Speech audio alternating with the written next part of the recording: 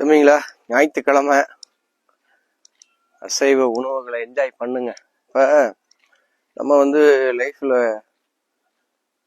ரெண்டு மாதிரியா இருப்போம். உதாரணத்துக்கு அவங்கவுங்க பிடிச்ச துறை, பிடிச்ச வேலை அப்படின்னு ஒன்று இருக்கு. வேற சூழ்நிலை காரணமா வாழ்க்கையினுடைய அந்த சைக்கிள், பொறுப்புகள், குடும்பம் அப்படி ஆயிடுச்சு அப்படிங்கிறதுக்காக ஒவ்வொருத்தரும் ஒவ்வொரு பக்கம் செட் ஆயிரும்.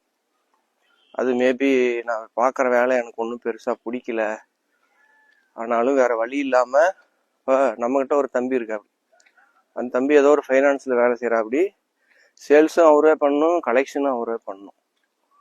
ஸோ உங்கள் சுபாவத்துக்கு எகெயின்ஸ்டாக அது இருக்குது அப்படின்னா, உங்களுக்கு அது பிடிக்கல அப்படின்னா அதில் நீங்கள் பெருசாக பர்ஃபார்மன்ஸும் பண்ண முடியாது. ஸோ நீங்கள் என்ன பண்ணணும், குடும்பம் ஆயிடுச்சு, குழந்தைங்க ஆயிடுச்சு அப்படின்னா ஒரு 6 மாசத்துலேருந்து 1 வருஷத்துக்கு தேவையான பணத்தை சேமிக்கணும். நான் எங்கே போய் சேமிக்கிறது, வரவு செலவு சரியா போகுது, அதுக்கே பத்தலையே அப்படின்னு நினைச்சாலும் வேற வழி இல்லை தப்பிக்கிறதுக்கு.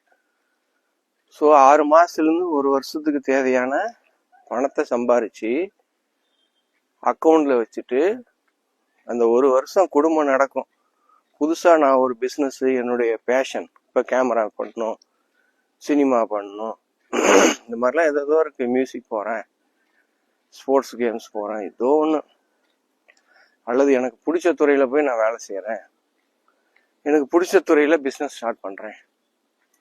அதை நீங்கள் பண்ணலாம், தப்பு இல்லை. 1 வருஷம் பேக்கப் இருக்கணும், அல்லது ஃபேமிலி பேக்ரவுண்டில் சப்போர்ட்டுக்கு இருக்கணும். அப்படி இருந்தால் நீங்கள் போய் அதை ட்ரை பண்ணலாம். அப்படி உங்களால் பண்ண முடியலன்னா வேற வழி இல்லை, 30 வருஷம் 40 வருஷம் பண்ணி தான் ஆகணும். இது ஜப்பான்ல ஒரு மெத்தட் சொல்லுவாங்க, இக்கிகாய். இக்கிகாய்னா உங்களுக்கு நீங்க பண்ற வேலை, தொழில், சர்வீஸு பிடிச்சிருக்கணும், அது மக்களுக்கு தேவையா இருக்கணும். 3ஆவதா பணம் வரணும். ஏன்னா பணம் வரலன்னா தான் அது பிரச்சனை. ஒரு இடத்துல நீங்க கிவ் அப் பண்ண வேண்டி இருக்கும். ஏன்னா பணம் இல்லைன்னா உங்களுக்கு எனர்ஜி லாஸ் ஆகும், உங்க நீட்ஸ் ஃபுல்ஃபில் பண்ண முடியாது, உங்க ஃபேமிலி நீட்ஸ் ஃபுல்ஃபில் பண்ண முடியாது. 4ஆவது, அதுல நீங்க டாப் 1% வந்துடணும். டாப் 1% வந்துட்டீங்கன்னா உங்களுக்கே ஒரு ப்ரௌடு. ஸோ லாங் லைஃப் வாழ்றதுக்கு இதுதான் வழி அப்படின்னு சொல்றாங்க இக்கிகாய். நீங்க செய்யற வேலை, தொழில் உங்களுக்கு பிடிச்சிருக்கணும், அது மக்களுக்கு தேவையா இருக்கணும், அதுல பணம் வரணும், அதுல நீங்க டாப் 1% ஆகணும். அப்படி நீங்க டாப் 1% வரும்போது உங்களுக்கு ஒரு திருப்தியான வாழ்க்கை கிடைச்ச ஃபீலிங் நீங்க லாங் லைஃப் வாழ முடியும்னு சொல்றாங்க.